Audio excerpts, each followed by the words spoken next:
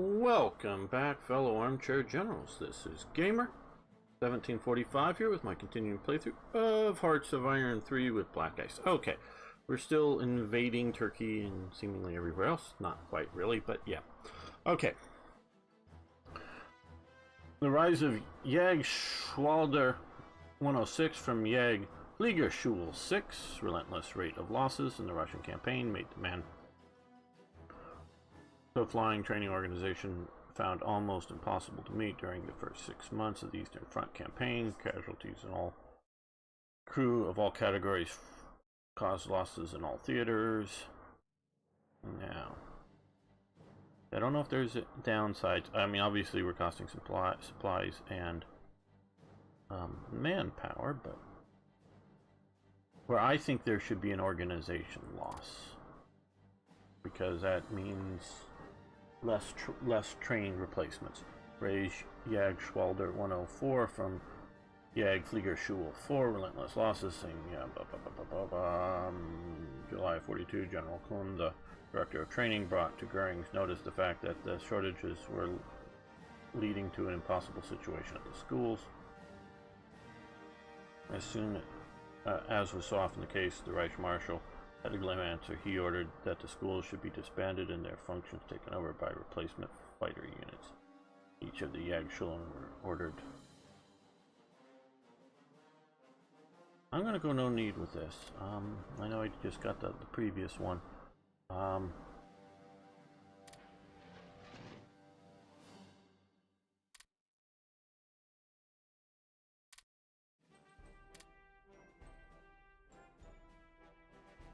But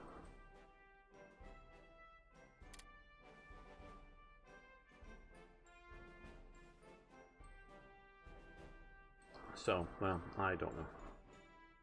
Okay, let's continue with our invasions here. Okay, got this. Let's go on for Ankara. What is the best path for these guys there?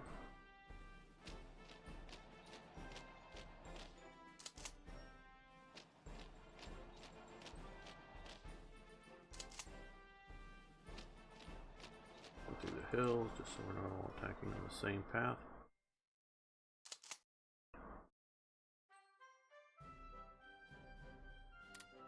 Now come and take these resources.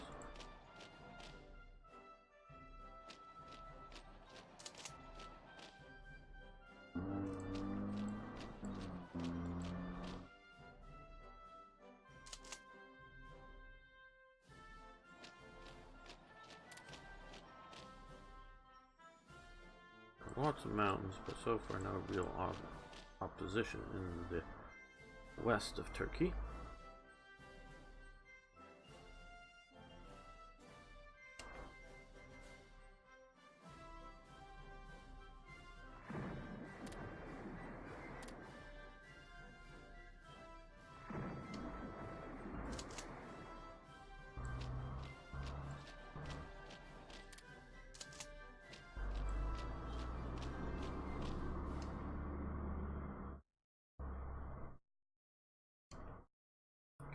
Have sent a bunch of naval air units that were really being wasted in the Baltic, especially since the Soviets have been defeated. There was nobody left for them to fight properly.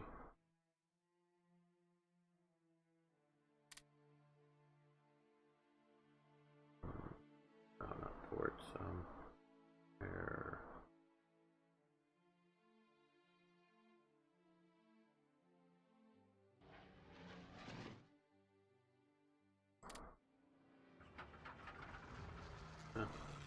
Take a little too much space. Let's just for the sort of Black Sea region deal with some of these Turkish naval units.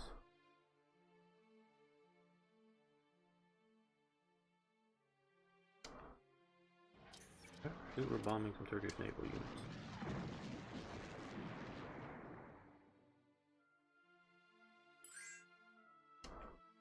Oh, I want to check something.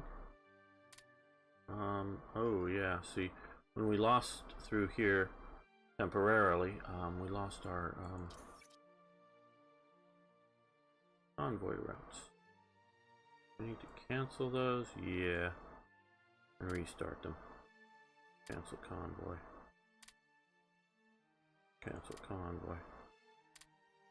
Cancel convoy. Cancel convoy. Cancel convoy. Yeah, a lot of work. Gotta redo. That's sort of why we're having some supply problems. Some of the supply problems. Okay, let's create new ones. Okay, let's go to this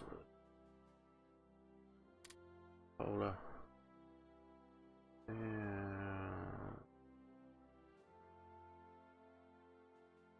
that's all.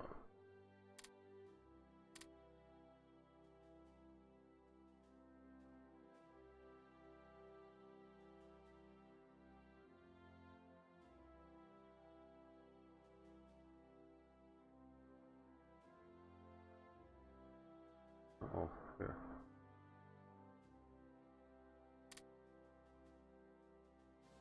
Two.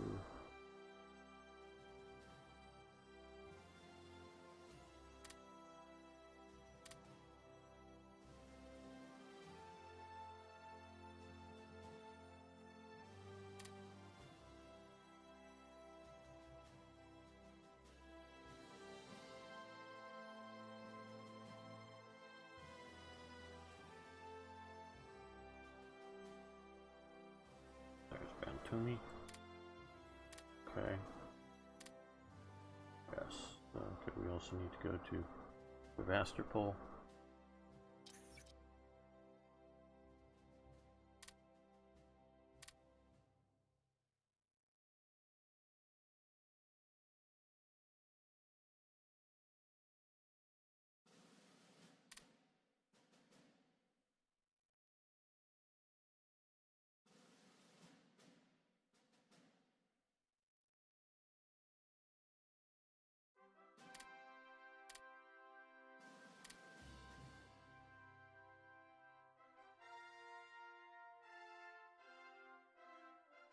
Mariupol.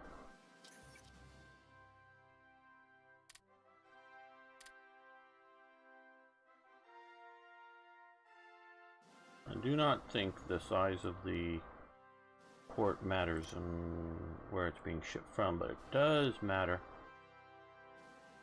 The size of the port does matter where it's receiving the supplies. Distance does matter for the number of ships. Okay, well that should really sort of re-establish most of the supply links that we had via the sea.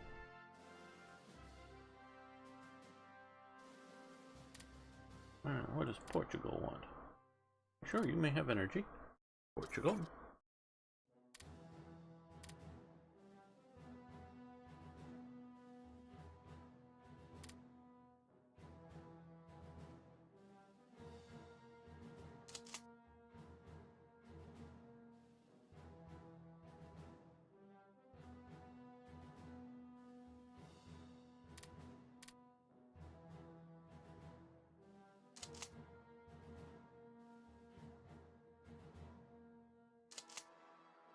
Let's send both of these guys on this path.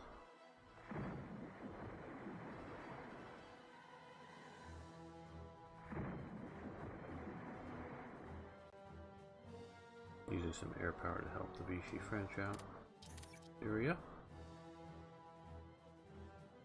Oh no, they still have not gotten a port yet, and no one's in there to bomb, and it doesn't appear to be that British are attacking. I don't know. Okay, well, must be some big stuff. Panzer Grenadier Division and some fighters.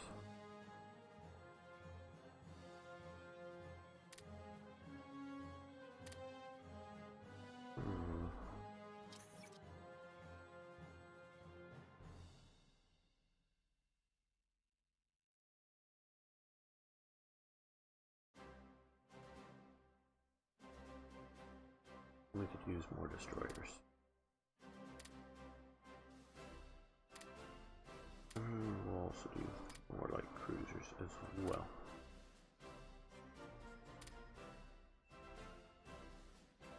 Alright, oh good, we're here now. Oh, where are you? You?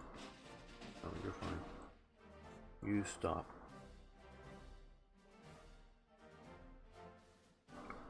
You come up to here. Now we need to bring in supplies into Lagos. We'll go out of Bordeaux, I think, to all the way down the bottom of the list. Yes, Lagos. Get us supplies running into there, which is a good thing.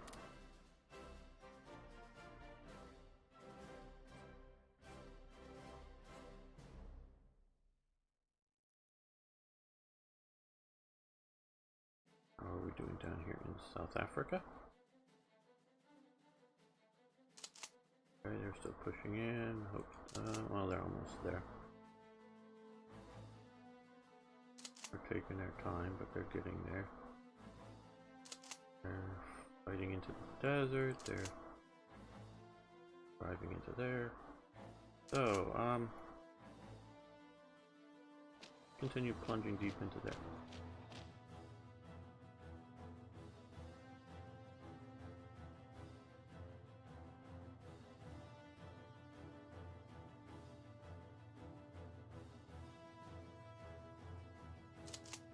Okay.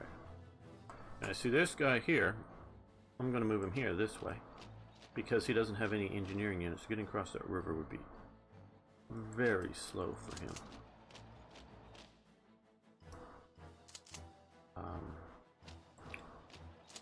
I definitely have now where this light infantry unit does have engineering units.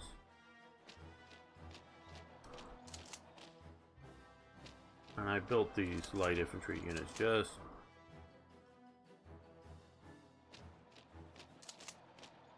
to have a number of good units for moving through rough terrain, and I knew at the time, especially, and some of them do have engineering units, especially for the situation with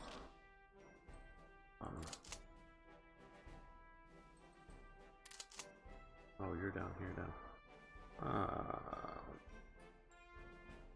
Means that this is a little problematic for connecting. There we go. In India, there's lots of rivers in India, so and they can be very slow getting across. Any more victory points here in the east that we want? Well, they're gonna come that way, so we want to head down there. So look here. Trying to avoid, I know we're crossing rivers. Either way, it's about the same, maybe. I don't know.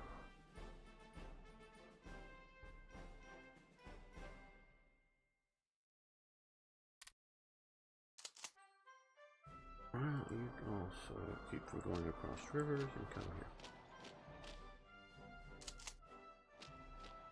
Through the damn mountains with your heavy tanks. I figure that'll probably take you a while.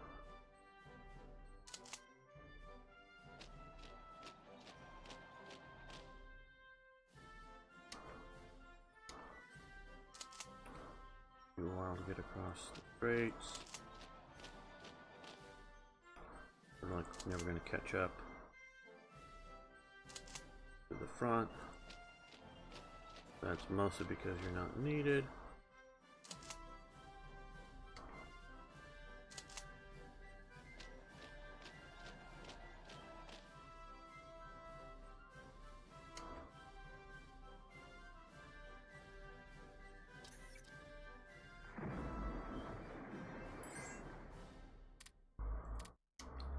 Sweden.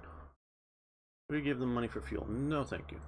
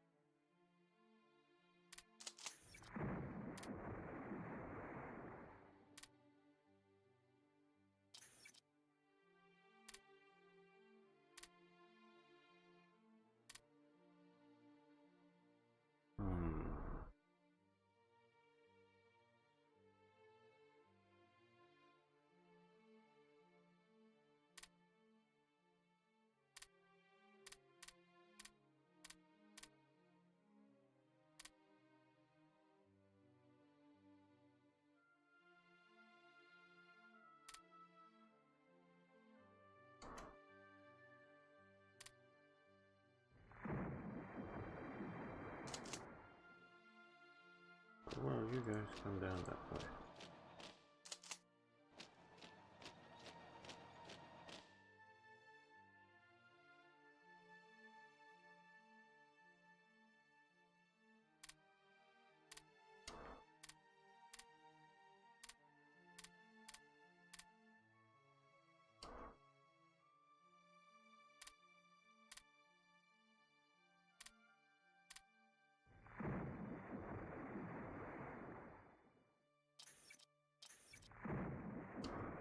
Okay, we couldn't take out a convoy.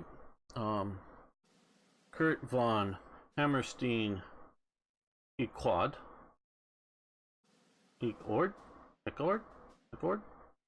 died of cancer in Berlin on April 25th, 1943. Hammerstein repeatedly warned President Paul von Hindenburg about the dangers of appointing Hitler as Chancellor. In response, Hindenburg had assured Hammerstein that he would not even consider making the Austrian corporal the Minister of Defense or the Chancellor. Scarcely 4 days later, on 30th of January 1933, pursuant to a request by Hindenburg, Hitler formed a cabinet as German Chancellor and Nazi leader in coalition with the conservative German National People's Party.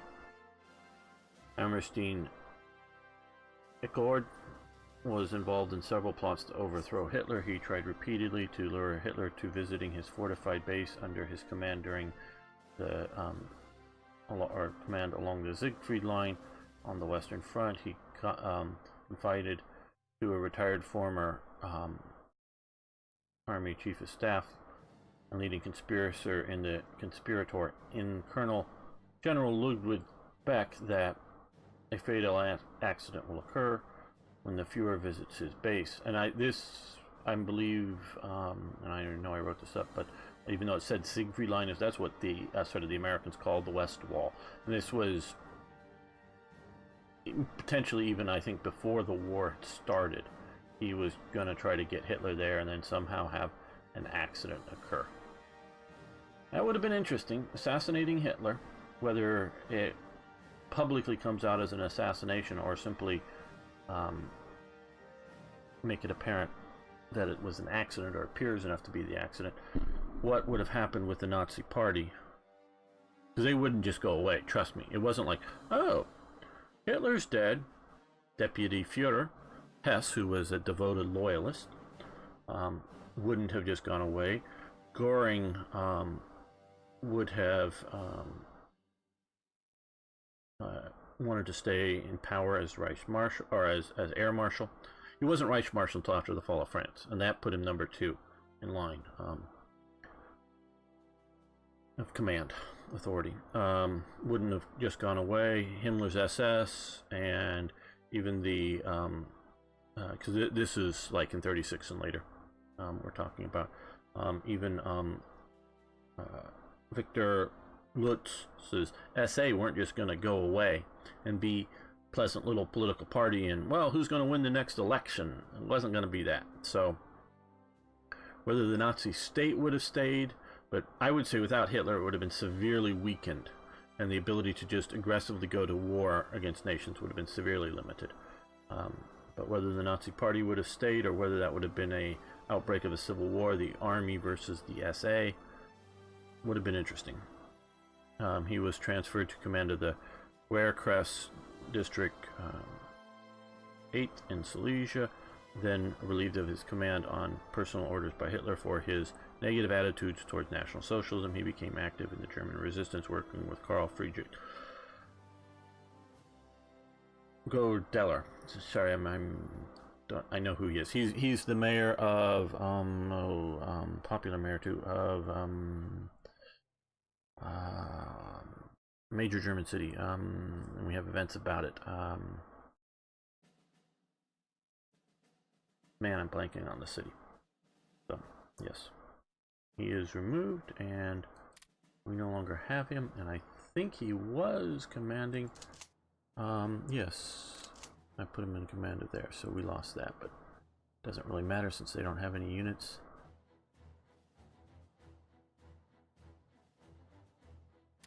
Under his control, we'll just leave it blank. Go on for to load to see what units were there.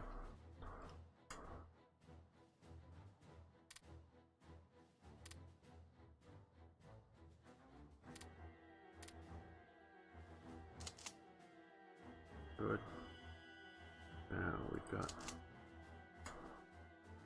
You keep marching along the mountains. You come into the hills. Back up that march.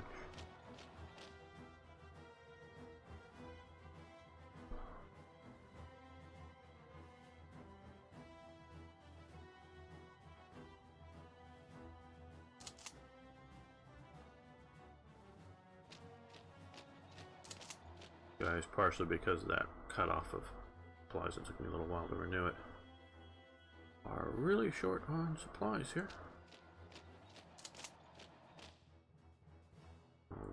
To be attached to a higher authority.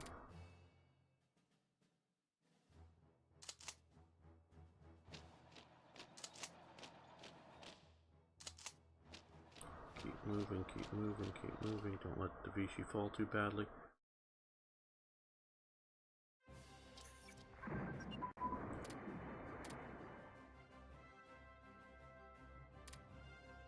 Okay, commerce defense advance. Good. Been waiting for that. That is a good naval technology for us to have now that we have islands and other various things everywhere, and we're going to keep that going. That need to be supplied. Radar for capital ship says advance. That is good. I'm going to come down here and large warship. Still not sure the thinking behind it, the two separate, except it just more stages to do, I think. I don't know. More, you know, well, this improves it somewhat, this improves it some more.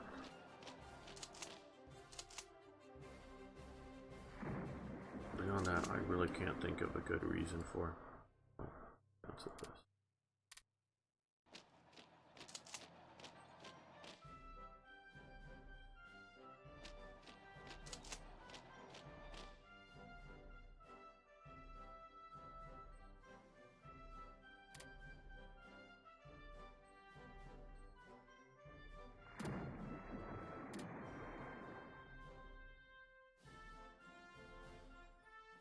Should be getting supplies in there, shouldn't it? Yeah, okay, Bantumi, yeah. I mean, it is just, you know, that's pretty good supply. Levels coming in. So unfortunately, I think the AI really thinks it should be sent overland as a primary path.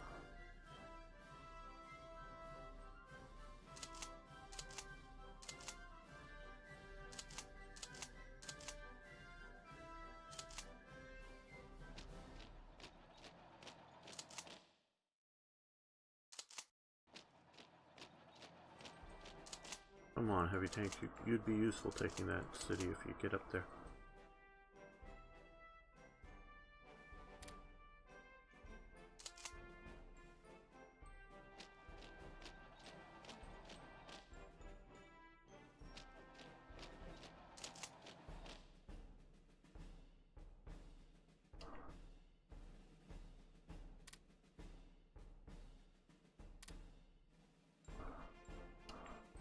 We do need to look at other places. How are you doing? You haven't bumped into some major allied fleet. Good.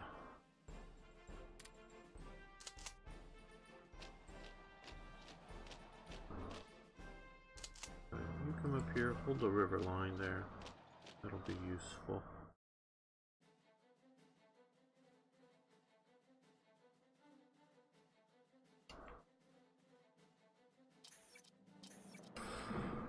Okay, deploy the 7th torpedo boat flotilla formed there in the employed off Dutch and Belgian coast. Okay, in 41. Yeah, okay, we'll take it. I like the small boats. I'd be building a lot more small boats if I could. They'd let us build them. The main reason I think they won't let us spam them is not so much a gameplay limitation. It's that the bonuses for Navy fleet size are meant to be sort of like destroyer and larger ships, and if we could span, and because I know in the past you could spam a huge amount of just super cheap vessels, then Germany could get sort of really good navy without the expense, or you know, bonuses without the expense of actually building a proper navy. And so I get it. Okay, get across the river into the good terrain. Fast, fast, fast.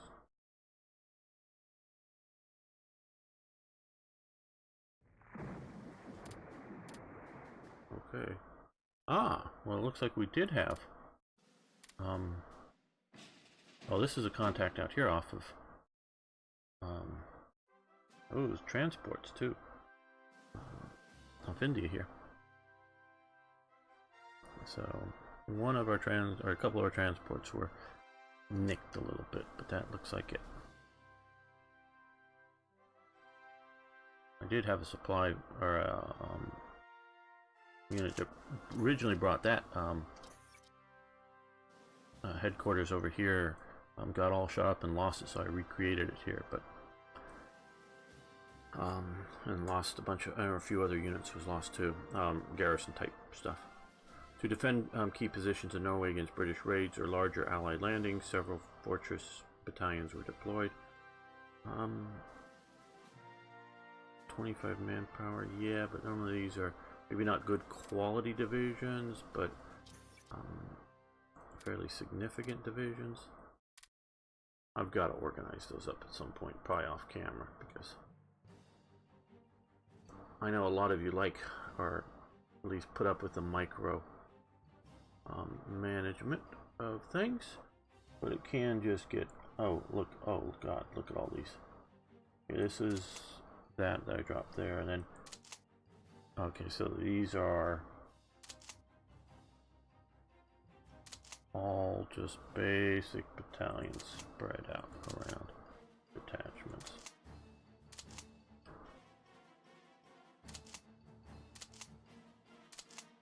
I'm not sure what I'm going to do with these things, but I'll tell you what.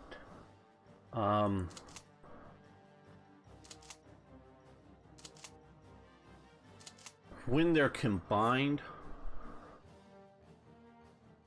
they are stronger and better. One, you can put a leader in charge of them. Now, for immersion purposes, do you want to totally...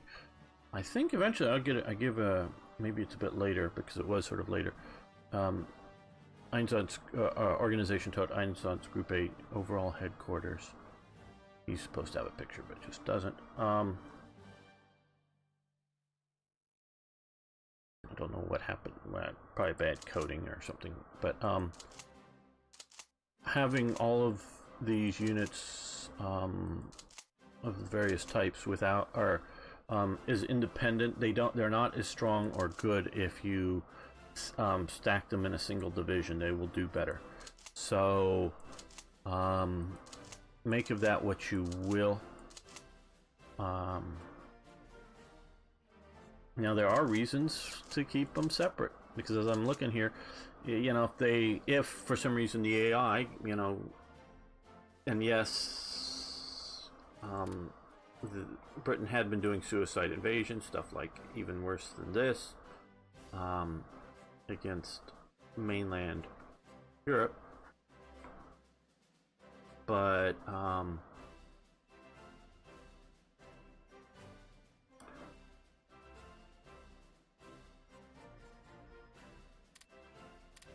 it would be maybe more useful to do them in Norway, limited front. But if they were to come down in here and try to land here, they could easily land on some of these other beaches. Now they would be cut off from, I'm gonna check my resources here. Sorry if this is interrupting a little bit.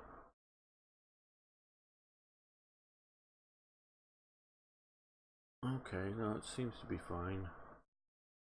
Um,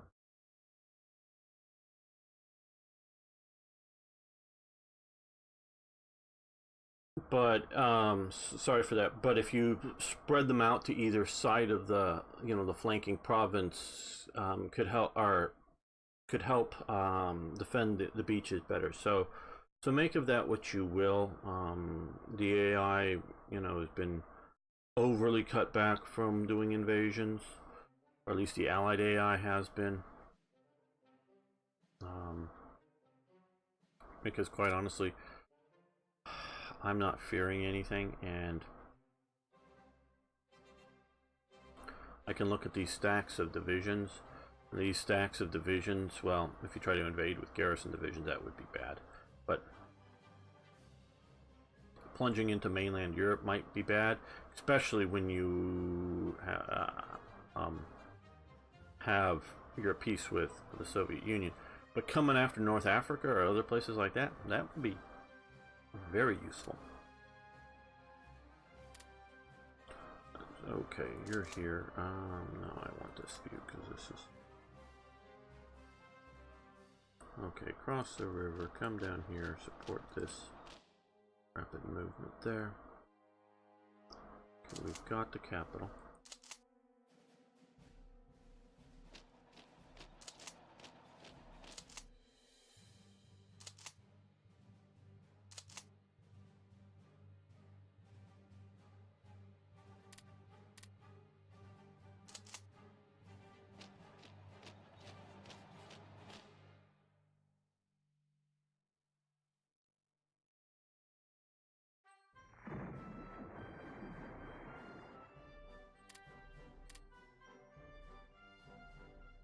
Well,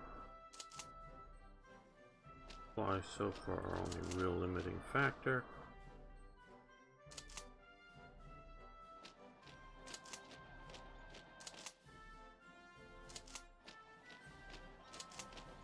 Keep advancing, keep advancing.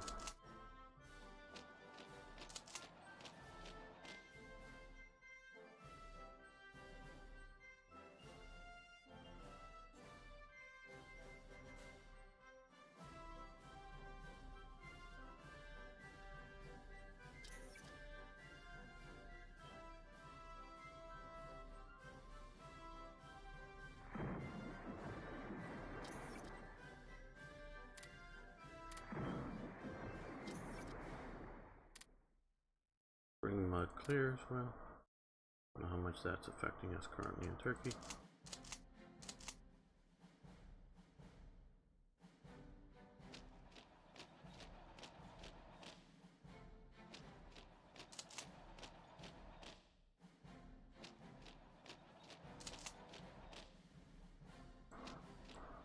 Yeah, go drive through the mountains, that's good. I want you to do that.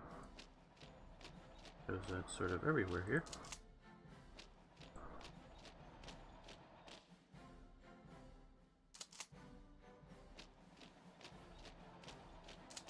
You attack that mountain province. There's nobody there, but you attack it.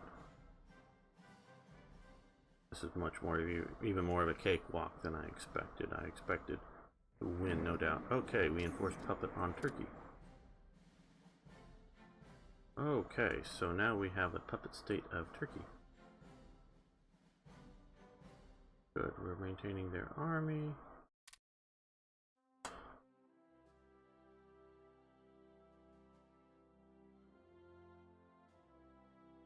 We now have a Turkish puppet. So their extra resources and things will come to us.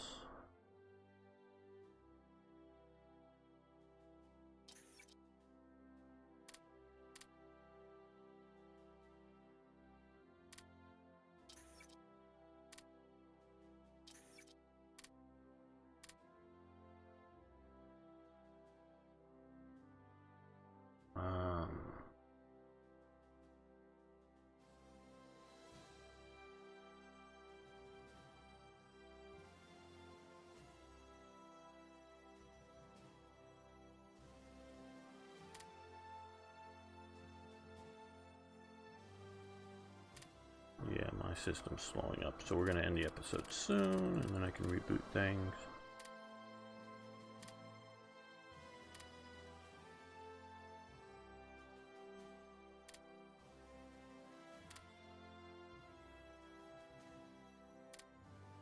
No, I want to win that air war over Britain, so let's dump in a bunch more fighter aircraft. Gonna wait for the first of the month here, see what events may happen. Okay, yes.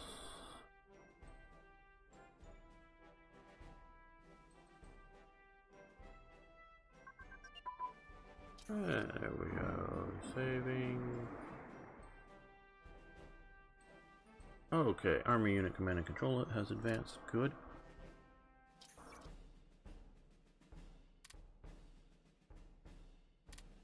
Okay, now except for just a couple, everything's at 42 or better here. We're gonna continue to attack rush a few of these 1944 techs.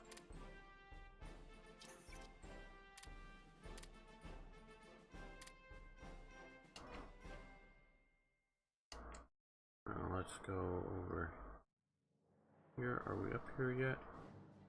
Yay! They're scratched up, aren't they?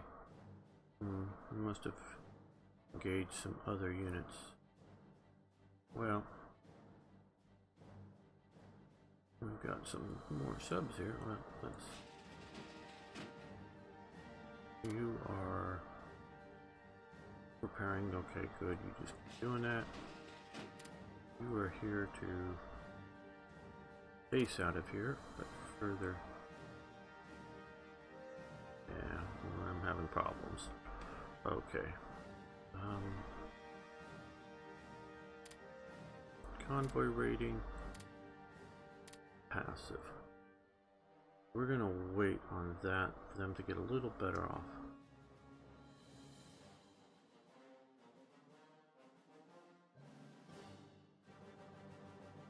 Yeah, clock is moving slower even though it is not set to. Okay. You support that attack. I want to get this so we can run supplies down to here. Supplies for Crete, not at this time. Supplies for Athens, go ahead. Okay. Formed the 104th Jaeger Division. The 104th Jaeger Division was a German infantry division of World War II. It was formed in April 1943 by redesignation of the 704th Infantry Division. The division served in Yugoslavia in May 41, where it took part in anti-partisan security operations in the independent state of Croatia. In April 43, it was reorganized and redesignated division and took part in the Battle of Stuttgart. In June 43, following the Italian surrender, elements of the division took part in the murder of thousands of Italians from the 33rd Infantry Division, Aquae, in September 43 on the Greek island of Cephalonia, in one of the largest scale German atrocities committed by the German army troops instead of the Waffen-SS. I believe that I'm forgetting a movie that was sort of about that, made back in the 90s or something. Somebody's Mandolin or something like that, maybe, covered the massacre of that. The division surrendered to the Yugoslavian army in Celje in Slovenia on May 45. Many of the division's survivors, including the Commander General Frederick Stefan, were executed by Yugoslavs after they had surrendered. Okay, so we have a not so nice division here. Lose metal. Okay, well, we'll take it. No, we don't need that. From my understanding, there was no real reason to slaughter all those Italians. Meaning, there wasn't like an idea of, oh, if we have to because we can't hold them, weren't capable of securing them as prisoners of war or anything like that. Just again, sort of an aside, I don't know how many of you, well, how you understand how warfare happens. I mean, that's sort of a weird statement, but like during the northern part of the invasion of Iraq and the U.S. latest version of invasion of Iraq,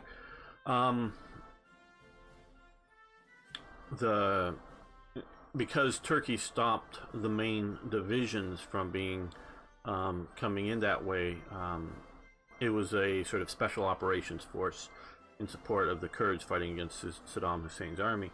And there was at least one incident in which the U.S. Special Forces were out there, and they clashed with some Iraqi soldiers. And I don't know whether they were there and the Iraqis attacked them, or they had set up an ambush for an Iraqi column, or some sort of element like that.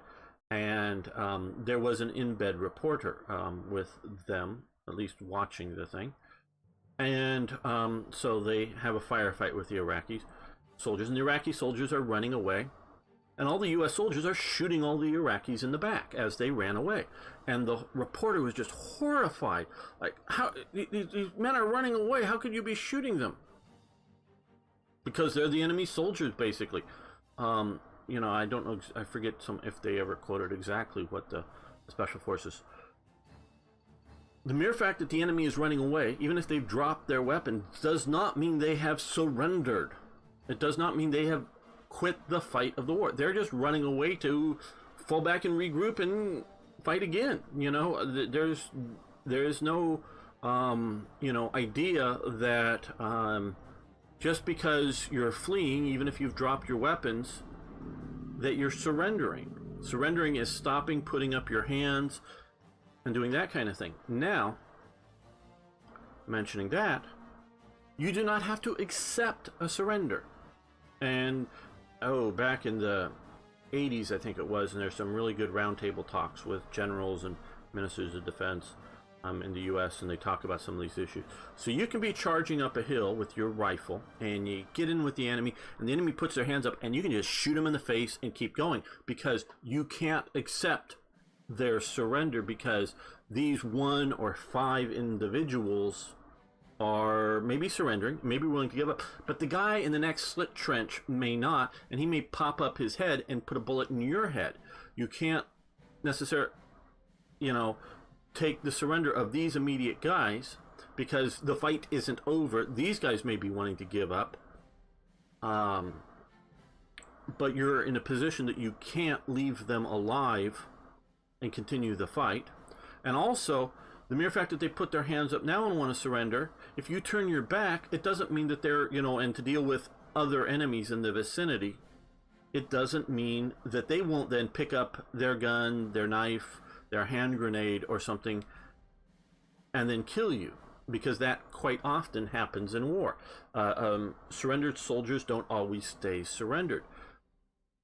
That is a very real, very legal, within the laws of war under the United States and the League of Nations and various other treaties. You do not have to accept the surrender of soldiers that are surrendering to you. But once you do accept the surrender of the soldiers, once you do that, then you are responsible for them. Then you must do what you can to treat them appropriately and well. And like the Italian massacre, at least from the Somebody's Mandolin, I think is the name of the movie, but these were, and if the movie's correct, and I think it is, or more or less, these were disarmed Italian garrison troops. It was one of these, one of these islands that was jointly garrisoned between Germany and Italy. And once the garrison was disarmed, surrendered, brought into a field, then they were machine gunned. That's like the Malmedy executions during the Battle of the Bulge. They were prisoners. They were driven to the location in trucks, told to get out of the trucks, line up over here. Then the machine guns were uncovered and the troops were massacred. So those are, and that was done by the SS, the Waffen SS. Those types of things are war crimes and are not something you can readily justify. At least in my mind, I can't see how you justify it. So that is a different thing. So had the Italians been actively combating the Germans for possession of this island, and had some other Italians surrender to another group of Italians, but the Italians couldn't, the Germans couldn't accept the surrender because they were outnumbered or whatever, and active combat was going on and they had to kill them. That's a different thing, and that happens in war. It's a bad thing, but it happens in war. It's a necessary thing. So that's sort of the difference, and that's how again, when I said how war works, well, there's obviously many facets of that, but that's what I was talking about in dealing with combat and prisoners of war. Once you accept them as prisoners, then you have to deal with them. I know that the Germans treated Soviet prisoners very bad during World War II. Absolutely. No excuses, put them on basic starvation type diets, forced them to work in labor camps, and that kind of thing. And those were war crimes. Now, earlier on, when they first took these horrendous numbers of prisoners, in the millions of probably too, but in the tens of thousands and into the nearly 100,000 or more prisoners of war and some of these big mass surrenders, there are real complaints that these prisoners were sort of starving because the Germans didn't know what to do. Here it is you have a, let's say, a division that shows up and takes the surrender of an enemy corps of troops. Well, there may be a pile of food right there for the troops for a while, but you don't necessarily trust the enemy prisoners to carry all that food. And even then, that's only going to last a while. You only have food for your division of soldiers to eat. And the Soviet officials aren't continuing to send trains or truckloads of food in to supply all of these prisoners. Tens of thousands of prisoners. You can't just go to the local grocery store and pick up some, extra food for these people, or raid local farmhouses or something to get food. These massive numbers of prisoners. So this is a case of Germany at this point being unprepared to deal with, meaning having food pre-stationed and being able to supply enough food for the prisoners of war. So they forced, in sort of starvation situations, these prisoners to march to places, generally speaking to railheads, generally speaking to places in which they could be fed. So I can totally excuse that element of, oh shit, we've got so many of these guys, what do we do with them at that moment? That is very different than 6 months later, a year later, how you're continuing to treat them, and that's a different situation. Alright, I want to thank everybody for watching. I want to thank you for liking the videos, if you would please, and of course, if you haven't already, please subscribe to the channel, and of course, post questions, comments, suggestions, ideas, corrections when I get stuff wrong. I do appreciate that, because I do get things wrong. See you next time for more, you guessed it, Hearts of Iron.